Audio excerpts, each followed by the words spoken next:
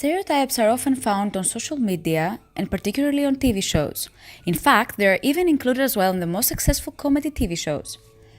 Based on the Hofstadter-Hertz model, stereotypes can be recognized when the information provided is judgmental, is for a specific portion of the population, and it discriminates characteristics. The following scene from How I Met Your Mother shows a misogynist man in a modern society.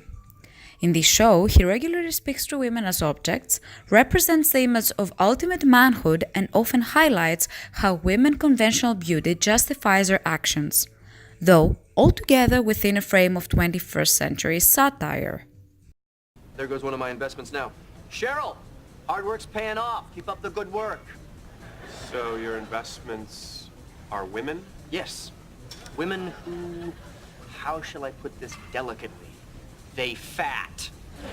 So, I come here, give them lots of attention now, then when they get hot, who's the first guy they run to? The one who invested in them when they weren't. Wow! I can't decide if I'm thoroughly disgusted or really, really impressed. Of course, not all investments pay dividends. See the girl over there at the vending machine, Tanya? She is one Kit Kat away from junk bond status. Hey, Barney. Becky, elliptical machine's really working for you. Nice stuff. That one's going to reward shareholders soon. I foresee aggressive growth in my future. What up?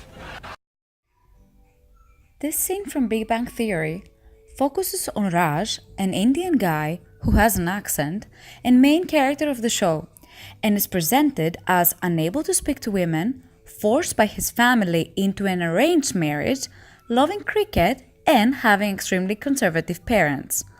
All these characteristics point out to a stereotype towards Indian people. Anybody need a refill? Where did my life go, Penny?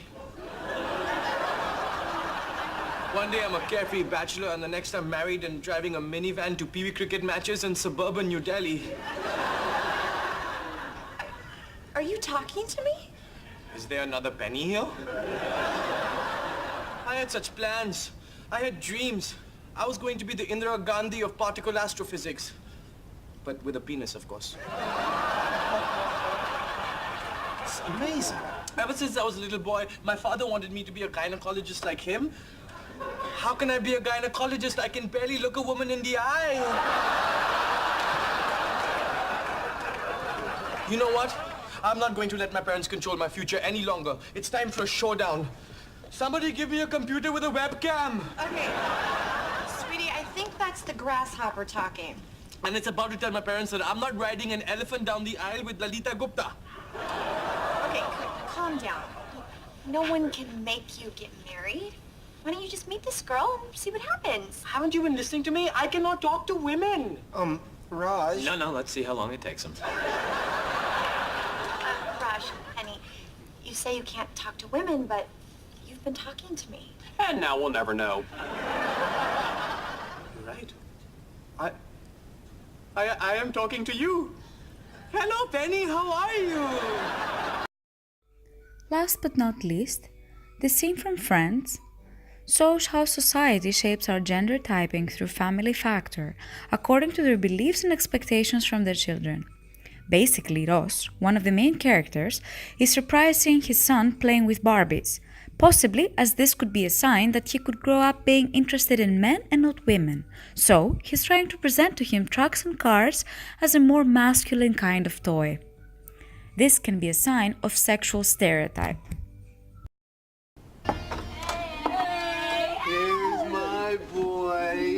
my boy, and here's his Barbie.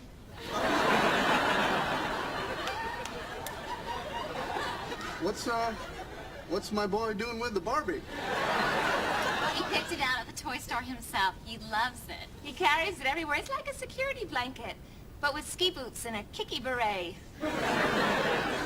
Yeah, it's cute. Why does he have it again? So it's got a doll, so what?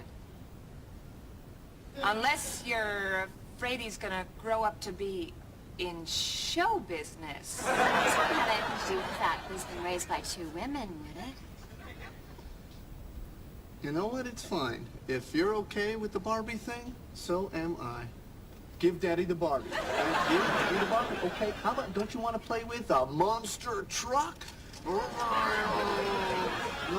Okay. Ooh, how about a dino soldier?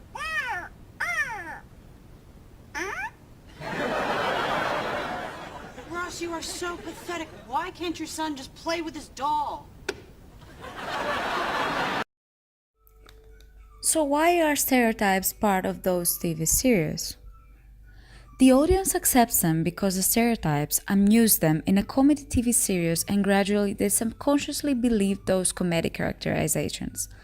Those series most of the time do not really picture the stereotypes in a negative way to affect the audience, but more to exaggerate them in order to show how ridiculous those ethnic and sexual stereotypes truly are, underlining the prejudice within the society.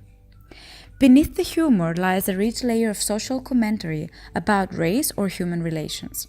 While comedians will make everyone uncomfortable at some point, good comics are playing an important function in society by holding up a mirror and forcing us to confront realities that we would often prefer to ignore. For minority groups, humor also serves as a tool to neutralize the power of stereotypes that obstruct their path to equal participation in society.